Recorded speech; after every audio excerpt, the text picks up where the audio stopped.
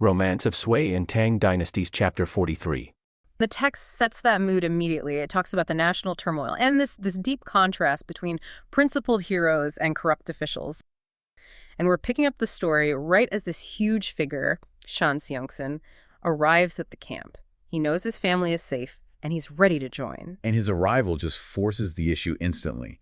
He's the big celebrity recruit they needed, but he doesn't let them just celebrate. He gets right down to business. Okay, let's unpack that critical moment. Shan Xiangxin refuses the camp leader Zirang's polite offer of the chief's seat. Right. And he explicitly says they have to sit fixed. Right then. Yeah. Right there. And that's not just about courtesy. It's about establishing the venerable and inferior sequence for one reason: future command enforcement. Wow, so structure over etiquette, that's a huge signal. It's the exact moment they stop being an informal gang and start trying to be a serious military organization. If you just allow, sitting all over the place like at a normal party. Then what happens when you give an order? Exactly. Any discipline just collapses. If the leader's authority isn't cemented in that room, it's definitely not going to be respected on the battlefield. And what follows is this fascinating clash between sort of traditional social rules and the new needs of military command. Yeah, Zirang's first idea is, it's based on two things. He wants to honor Shan Xiangxin first as the big new recruit. And then Li Xuansui second because it's his wedding feast, right? Yes, a celebratory feast. But then the strategist, Xu Maogong, he steps in and does some really high-level social engineering. He gets it. They need military structure, but ignoring these really deep-seated social rules would just undermine everything. So what does he do? He points out that since this is technically a wedding celebration, Wang Laweng Li Xuansui's new father-in-law, he must take the chief seat. He's the honored elder and guest. It's proper, unassailable etiquette. Wait, let me just stop you there. This is absolutely critical. They are literally putting the leader of the entire camp, Zirang, second to the father-in-law. Mm-hmm. Why is that tradition so important that it actually supersedes the immediate military hierarchy? It's about legitimacy. It's about building a broader base. They're rebels, sure, but they're not, nihilists. Right. By putting the revered elder in seat one, they're signaling that they respect traditional societal order, filial piety. It makes them look less like simple bandits and more like principled traditionalists who are just responding to a failed government. And Zirang just accepts it. Immediately. Yeah. He says, I am truly a rough person. I lost my sense of propriety. He gets it. He accepts the structure and its cultural restraint. So once the guest of honor is in seat one, they pivot to the fixed, functional military hierarchy for everyone else. The logic is so clear now. Indeed. Wang Laweng is seat one. Seat two goes to Zirang, the leader, the Zaizu. But the reason given is adherence to his zhou, his control, because he's the one who gathered them. So authority by initiation. Exactly. And seat three is fixed and unchanging for the deputy, Li Xuansui. And here's where, for me, the revolutionary shift happens. Seat four is supposed to go to Shan Xiangxin, who's, arguably their biggest asset. But he refuses. He refuses and insists Yu Naogong take that rank. This might be the most revealing moment in the whole passage. Is that? It confirms that this rebel movement, unlike so many others that just prioritize brute strength, placed strategic thinking at the very top. Shan Xiangxin praises Maogong, saying future success all relies on planning from within the tent. But wait, isn't that a huge risk for Shan Xiangxin? He's the big name, the anchor they need to bring in other talent, and he immediately gives up a high rank. Does that signal incredible commitment, or could it, subtly signal weakness? I think it signals profound political wisdom and confidence. By voluntarily placing the strategist above his own combat skill, he does two things. First, he elevates Maogong, making sure they use their best asset. And second? Second, he shows everyone else that his commitment is to the collective success, not his own personal glory. He's basically saying, I'm a warrior, but we need a general, and that general is Maogong. That commitment, it just outweighs the risk. That makes a lot of sense. Strategy wins wars, not just swinging a big sword. So Maogong reluctantly takes forth, cementing the idea that the strategic mind outranks the powerful warrior. And then the rest fall into place. Shan Xiangxin in seat 5, then Wang Bodang, Bing Yuanzhen, and so on. The point isn't who is seat 7. Not at all. The point is that seats 1 through 4 are fixed by this combination of societal rules and military necessity. It establishes an inviolable chain of command. And a banquet meant to celebrate a wedding turns into a formal military structuring session before a single drop of wine is served. They understood infrastructure had to come before action. And as soon as the seeding's done, Shan Xiangxin shifts immediately to the practical questions. Logistics. How many troops, and more importantly, how much grain? And Xu Maogong's answer just lays out their reality. He figures they have a respectable, 7,000 or 8,000 troops. He doesn't seem too concerned about food. No, he says they just need to break one place, and more soldiers and grain will come. That is the quintessential bandit economy mindset. Resources aren't fixed, they're acquired through raiding. It's a logistical model based on expansion and plunder, not production. Oh, exactly. But that strategy, it can't sustain a government. And Maogong immediately puts his finger on the one thing that's holding them back. Leadership depth. He says they have too few brothers, only 10 or so people who can actually command. So they can raise an army. But they don't have the middle management. They lack the leaders to hold counties they capture or manage resources or repel official troops on multiple fronts. They can fight a battle, but they can't manage a revolution. And that shortage of talent drives their recruitment efforts, which is where we see their credibility really get tested. They tried to bring in Yuan Wai and Cheng Ziji, better known as Yao Zhan. Right, through a courier named Lian Ming. And Lian Ming reports back with the details of that failure.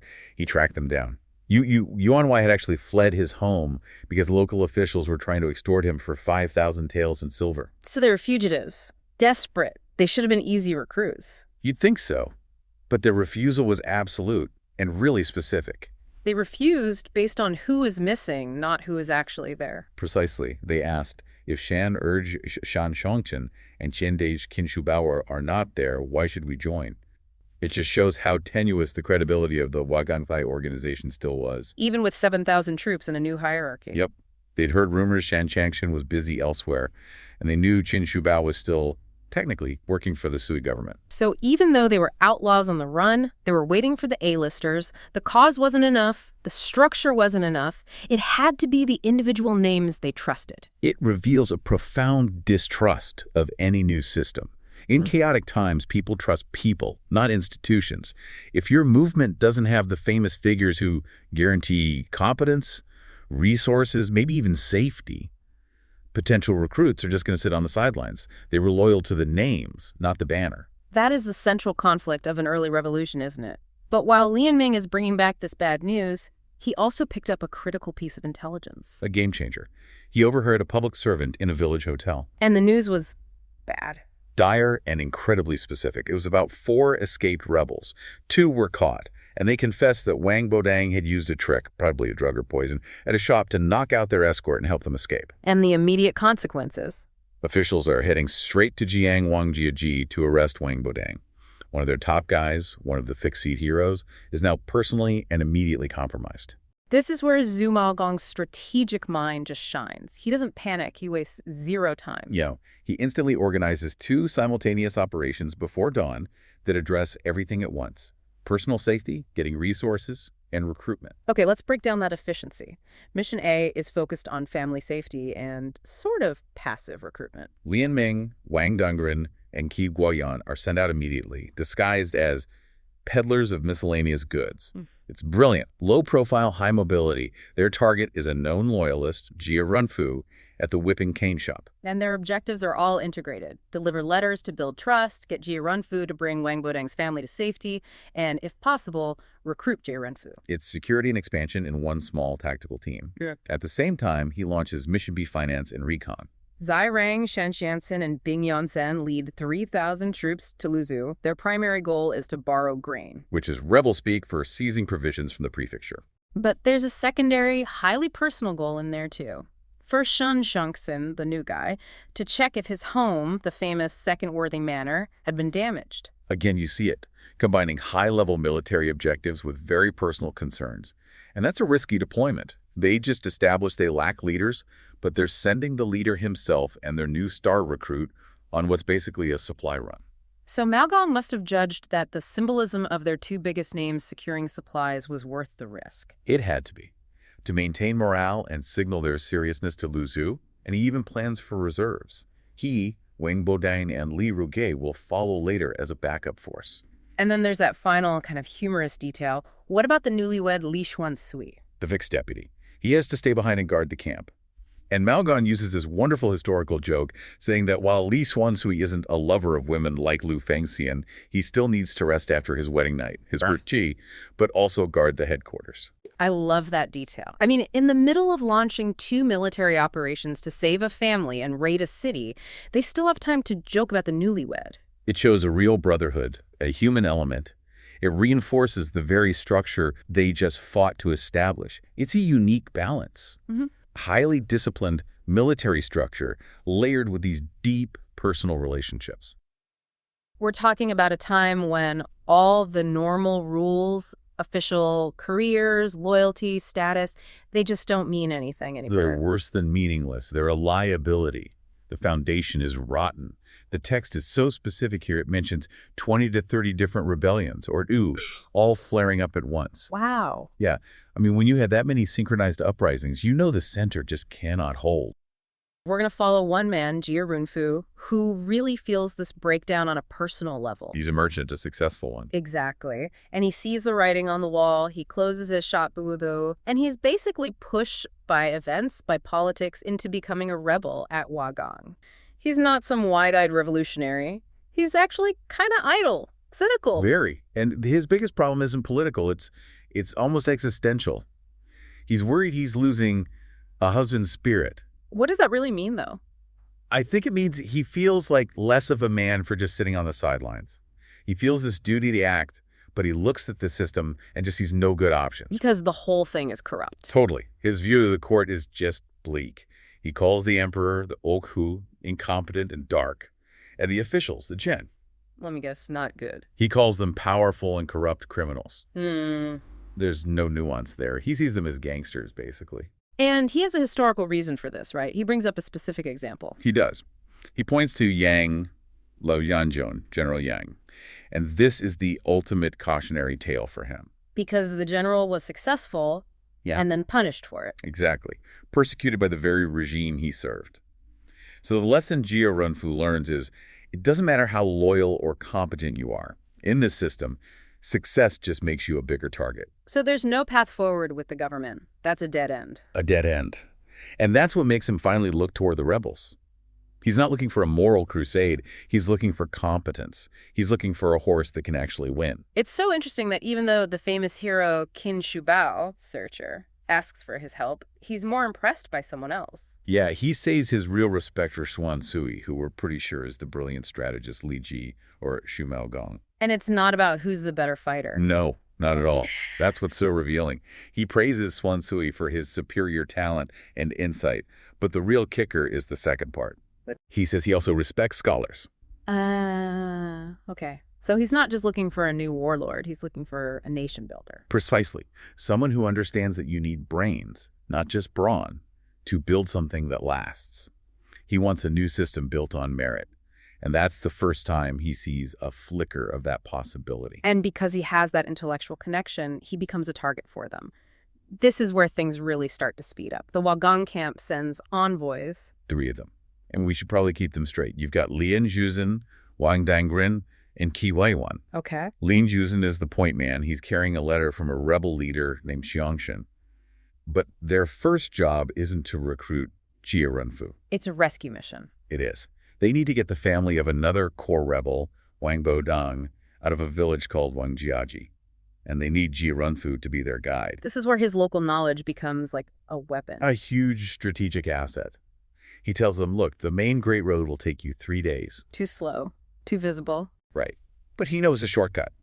It's rougher, it goes through Dayu Ridge and across Shimei Ridge, but... How fast is it? 1 day. It cuts the travel time by 2/3. That's a game changer. It completely changes the risk profile of the whole mission. Yeah. But funnily enough, the source says they actually travel for 3 days anyway. Wait, why? Why not take the shortcut? Well, it could mean they took the long way for safety. Or maybe they only traveled at night, prioritizing stealth over speed. Okay, that makes sense. So they get to this village, Wangjiaji. It's tiny, right? Tiny. 20 or 30 families, that's it. And the target is small too, just Wang Bodang's wife and 2 servants. Who handles the extraction. the brother-in-law, a guy named Pei Shufang. Yeah. And the text has this great description of him. He's of Zhan. Which means? It basically means a hooligan or a local tough guy, but one who's good with weapons. It just shows you the kind of ad hoc security the rebels were relying on. So they get the family, everything seems fine, Jia Runfu says his goodbyes and heads home. But then something strange happens. Yeah, this is the first real sign of the rebels' paranoia. And their planning. The unsettling detour. Li Juzhen, one of the envoys, comes running back. He does. He says he forgot something. But the source is really coy about it. It's just that he went back to Jia Runfu's house and did. Such and such. Such and such. It's incredibly vague, but the implication is huge. He was planting something or setting something up. And he was right to be paranoid. Because at this exact moment, the imperial machine is kicking into gear. Right. We have to jump from this little village all the way back to the imperial court to see what's happening. And it all starts with this one powerful official, Yuan Shu. Who had just been demoted. He had his rank stripped for some mistake he made. So he's desperate to get back in the emperor's good graces. And he knows just how to do it. Oh, he knows his audience. Emperor Yang is obsessed with these insane luxury projects. He's building something called the Nuinyue, a tower of bewilderment. A pleasure palace. Purely for pleasure. So Yuan Shu brings him these unbelievable gifts. This isn't just a bribe, it's art. It's next-level stuff. A Rui chariot, the Meja, and this massive 36-panel bronze screen, the Urania. And it works. Like a charm. His rank is restored instantly. And what's the first thing he does with his renewed power? He goes after his enemies. He goes right back to torturing political prisoners. Specifically, 2 guys named Wei Fuzi and Yang Jishan. It just shows the rot in the system. Corruption buys power, and power is used for repression. And under torture, they break. They give up the one piece of information the rebels didn't want them to have. Exactly. They confess that the rebel Wang Bodang is at Wangjiachi. And that's the trigger. That's the trigger. The imperial hunt is officially on. An urgent order goes out to Zhang Tongshu and Kijun to make the arrest. The clock is ticking. Zhan Tongshu doesn't mess around. He gets 300 soldiers ready. 300 men with 4 to 5 days of supplies. For a 200-mile journey, this is a serious military operation, not just a couple of guards. But the rebels have an inside man. They do. Right near the official's office is the Eagle Guard Mansion. The Yuk. And who works there? Qin Shubao. Qin Shubao. He hears about this arrest order for Wang Jiaji, and he immediately starts to sweat. And not even for them. He's worried about himself. It's pure self-preservation at first. He's terrified this investigation is going to dig up his own past problems, specifically something called the White Wine Village incident. He knows any investigation can turn into a purge. Right, but just as he's panicking, he gets a secret visitor. It's Lian Ming, who we're pretty sure is the same guy as Li Juzhen, just using an alias. The guy who went back to Jia Runfu's house. The very same. And his message is incredibly direct. He basically lays it all out. He does. He says, look, I am from the Wagang camp. We're just there to get the family. The family is gone now. So when your 300 soldiers get there, they're going to find nothing? Exactly. And who are they going to blame? The local guy who helped them. Jia Runfu. That's the phrase. The trouble will spread to Runfu. And the plea he makes is all about personal loyalty. Yeah. It's based on old-day friendship. He's calling in a favor. A big one. He tells Qin Shubao, you have to send a warning, and you have to do it now. This is the moment the whole story pivots on. Loyalty to your friends over duty to a rotten state. And Qin Shubao chooses his friends. Instantly. He sends a constable, a guy named Luo Shixin, to deliver the warning. And it's smart. He sends someone who doesn't personally know Jia Runfu. Plausible deniability. You got it. So Luo Shixin, he finds Jia Runfu, pulls him aside, and just whispers the whole thing. You've been accused of hiding a rebel's family. You need to run. Imagine hearing that. But Jia Runfu gets it immediately. He knows it must have come from Qin Dage, from his friend Qin Shubao. And his reaction is amazing. He doesn't panic. He just accepts it. He does. His final thought is, Oichen. I was going to have to take this path eventually anyway. Right. The system has finally pushed him all the way out. There's no going back. He's a rebel now. So his escape is just as methodical as you'd expect from a merchant. Oh, absolutely. He tells his wife, he packs his valuables, gets 2 of his workers, and then, and I love this detail, he leads out his 4 or 5 livestock, his eka, but only after he feeds them. Huh. Even on the run for his life, he's thinking about his assets. He's not just fleeing. He's preserving his capital to start a new life. He's a businessman to the end. And he's facing that classic choice. The main road with the soldiers or the back road with the bandits. A terrible choice. It tells you everything about the state of the world.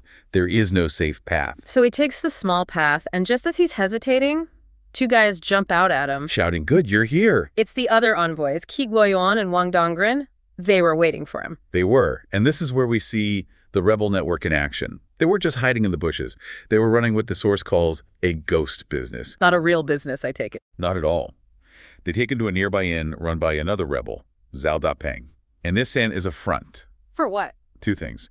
First, it's an intelligence hub, a listening post. And second, it's a base for highway robbery. What else? So Jia Runfu, the respectable merchant, has officially traded his storefront for a bandit's hideout. The transformation is complete. He's reunited with Wang Bodang's family, and the whole group finally sets off for the rebel base at Wangang. So if we just pull back for a second, this whole story, from start to finish, was really driven by the corruption of the court. Completely. Yuan Shu's ambition, the emperor's decadence, that's what created the threat.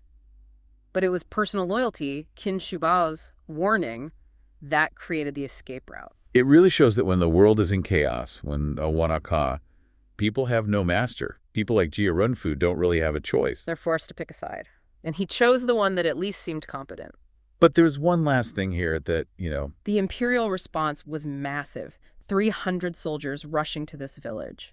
But the rebels already knew they were coming. The rebel agent, Lian Zhen, had already warned Qin Shubao that the family was gone.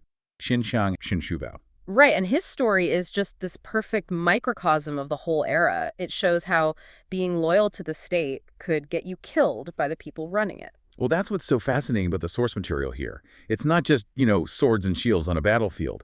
It really captures this insane tension where a commander like Xinjiang has to fight these huge rebel armies. Guys like Lu Wuza and Song Jing. Right, these massive external threats, but at the same time, he has to watch his back for the political assassins in the capital. That collision is what makes it so good. Yeah. And the whole thing kicks off with something that seems almost boring. It's not a battle. It's a local law enforcement job that just spirals into this massive conspiracy to take a war hero down. It starts with a local general, a guy named Zhang Tongshu. He gets an order to arrest the entire household of a man named Wang Bodang at his family home, Wangjiaji. And Wang Bodang is, what, a suspected rebel sympathizer? Probably. At the very least, he's on the wrong side of somebody powerful. So Zhang Tongshu shows up expecting to, round up a family. But the house is dark. The house is dark, it's locked, it's totally abandoned. They find furniture, belongings, but the family sealed the doors and bolted 5 days earlier. So an arrest mission immediately turns into a manhunt. It does. And Zhang Tongshu, he's under pressure, so he starts leaning on the neighbors. Hard, applying duress to get someone to talk. And it works. It works. A neighbor, Mr. Zhao, he cracks. He says he overheard someone yelling for a Jia Runfu to hurry back to the West Gate, saying, "We're leaving now." Okay, so that's a huge clue. A name, Jia Runfu, and a place, the West Gate. He probably runs a shop or something there. A whip shop, to be exact. So now they have a solid lead. Zhang Kongsho is ready to send his guys after Jia Runfu, but, well, this is the Sui dynasty. Chaos is always right around the corner. An urgent message arrives. Before he can even move, a messenger gallops in with a military report. Lu Wuzhu and Song Jingyang have just invaded Pingwan County with thousands of troops. It's a full-blown crisis. So arresting some guy who helped a family escape suddenly seems a lot less important than the region collapsing. A lot less important. National defense trumps local policing. Zhang Tongshu has to get his forces, including his best general Qing Cheng, to the front line immediately. But he still has that original order to deal with. He does. So he tells Qin Cheng, okay, you ride out first, arrest this Jia Runfu guy, find out where Wang Bodang's family went, and then you can join the main army. And this is where the story turns, because the source tells us what Qin Qiang is thinking at that exact moment. It does. It's amazing. He thinks to himself, Jia Runfu is the one I informed to leave. Wow. So his commander just ordered him to arrest the man he secretly warned. He's in an impossible position, a double bind. He has to obey his commander, but he has this prior loyalty to the man he's supposed to be hunting. He can't betray Jia Runfu, but he has to look like he's trying. So he stages the whole thing. He rides out, takes an officer with him, goes to the whip shop by the West Gate. It's locked up tight. He puts on a good show. Oh yeah, a great show. Asks the neighbors, who say it's been locked since yesterday. After finding nothing, he just declares, well, I have to hurry and catch up with the general to fight the rebels, and takes off. It's just enough plausible deniability to get him out of it. The officer with him can't really argue, not with a war starting. Exactly. And that officer eventually reports the failed arrest back to the capital, Tokyo. And that little piece of paper is about to become a weapon. Because it lands on the desk of someone who has been waiting for an excuse. The desk of Yuan Shu. A very powerful, very dangerous court official. So for Qin Chong, the immediate danger is over. But this report is about to ignite a much, much bigger fire. A much bigger fire. This isn't about Wang Bodang anymore. This is about Yuan Shu's personal vendetta against Qin Chong. They have a history, right? They do. Yuan Shu tried to get him before and failed, which was hugely embarrassing. He got chewed out by another official, Lai Huer, for it. So Qin Chong has been a thorn in his side for years, and this report is the perfect pretext for revenge. He sees the failed arrest of Jia Renfu, and a light bulb goes on. He decides to build a frame-up, a really nasty one. He drafts a memorial to the court, a formal accusation based on the supposed confession of another criminal. And what's the charge? Treason. The confession claims Qin Chong was dealing with known enemies of the state, Li Mi and Wang Bodang, and that while he was serving in Shandong, he was actively plotting rebellion. Plotting rebellion. Well, What was the specific phrase they used? I think it was Tumubugi. That's the one. And that's a killer phrase. It means active, planned treason against the emperor himself. It's a charge you can't just ignore, no matter how decorated a general you are. And as he's cooking this up, his son, Yuan Huaji, chimes in with a piece of advice that is just chillingly smart. Yeah, his son is maybe even more ruthless. Yuan Huaji tells his father, look, arresting Shen Chong on the front line is risky. He's a fierce fighter. He's beloved by his troops. It could cause a revolt. So what's the smarter play? The smarter play is to go after his family. He says they should simultaneously send an order to seize Qin Chong's family back in Qi County. Leverage. Pure psychological warfare. Huaji says that if Qin Chong knows his wife and children are being used as security, then he would not dare to become rampant. It guarantees he won't fight back. It says everything about how rotten the Sui court was at that point, using a general's family as political hostages. Absolutely. So Yuan Shu submits the memorial, and 2 orders go out instantly. One officer heads to the front line to arrest Qin Chong. Another heads straight for Qin County to grab his family. They've covered all the angles. And all the while, Qin Chong has no idea this is happening. He's literally fighting for the dynasty that's trying to kill him. He's neck deep in a brutal, grinding war in Pingwan. The source says the rebel numbers are just overwhelming. You kill a wave of them, and they just scatter and reform. You can't kill them all. It's desperate, career-defining fighting. It is. And it's right in the middle of this chaos that the order from the capital arrives. Zhang Zutuo, his commander, is about to discuss strategy with him when the officer shows up with a secret military document. Zhang Zutuo reads it, an arrest warrant for his best general. Yep. He reads it, and his face must have just fallen. He quickly shoves it back in the envelope. But the officer who brought it, he's suspicious. He knows this is the big deal, and he's probably terrified of Yuan Shu.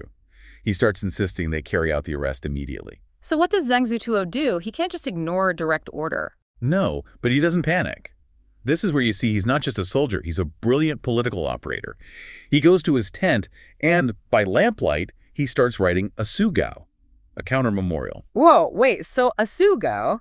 That's basically him officially protesting the order, right? Isn't that unbelievably risky? It's incredibly risky. He is putting his own career, maybe his own life, on the line. He's directly challenging a command from a top official, which could easily get him branded as an accomplice to treason. So his argument has to be airtight. What does he even say? He argues from merit and personal testimony. He writes that Qin Qiang has been in blood battles for the state for 5 straight years, that he's been by his side the entire time. His defense is essentially, this man is a hero, I vouch for him, this is Slandout, and you cannot afford to lose him. He's using his own reputation as a shield. So the next morning, things come to a head. They do. Qin Qiang shows up to talk strategy, completely oblivious. The arresting officer is there, getting more and more impatient, and he just barges in. Zhang Zutuo tries to handle it quietly at first. He tries. He offers the officer the sealed sugao, the official response, and basically tells him to take that back to the capital. The officer isn't having it. He's afraid Qin Chong will run. And then he just blows the whole thing up. He does. He shows what the source calls great courage, and just shouts right there in the command tent that he is there to arrest the rebel criminal Ching Chong. Oh, man, I can't even imagine that moment. How does Ching Chong react? Instantly. The second he hears himself called a traitor, he stands up, ready to surrender. He tells Zhang Zutuo, "If I don't go, the blame will fall on you, General." He's willing to sacrifice himself to protect his commander. But Zhang Zutuo isn't going to let that happen. This is his moment of defiance. This is it. He flatly refuses Ching Chong's offer. And he gives this incredible speech. He says it's not about friendship, it's about strategy. He tells him, "The whole of Shandong and Hebei rely on the two of us. Without you, I can't hold this line alone." Oh. He says a general should die for his country on the battlefield, not be handed over to torturers in some jail to please a slanderer in the capital. That's basically a declaration of independence from the corrupt court. He's saying, your politics will not lose me this war. Precisely. And the way he resolves it is just masterful. He seals the sugao, he sets up an incense table, and holds a formal ceremony before sending the flag bearer off with it. He makes it an official, solemn act, not just insubordination. And he deals with the people involved. Oh, yeah. He gives the flag bearer a bunch of money for travel expenses to make sure the document gets there fast. And then he gives the arresting officer, the guy who's just shouting at him, 10 ounces of silver. He buys his silence? He buys his silence and cooperation. The officer can't go back and say Zhang Zutuo was hostile. He was paid off, satisfied. It's the perfect political move. The effect on Ching Chong must have been profound. Totally. He's overwhelmed with gratitude. He vows to fight even harder, to win great victories to repay the state, but also to honor the man who knew his worth and risked everything for him. It's a perfect story of loyalty rewarded. Almost. Almost, except for that one final chilling line that the source gives us. The sting in the tail. It warns the listener. Yet he did not know that trouble had already broken out in his home.